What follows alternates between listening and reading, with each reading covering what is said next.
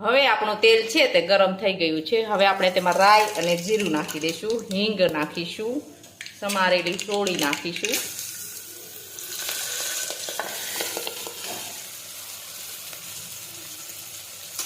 હવે આપણે સાતળી દઈશું। હવે આપણે બધા મસાલા નાખી દઈશું।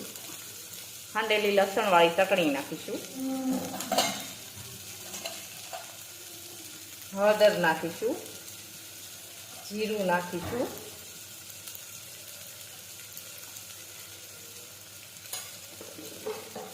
મીઠું નાખીશું, ખાંડ નાખીશું।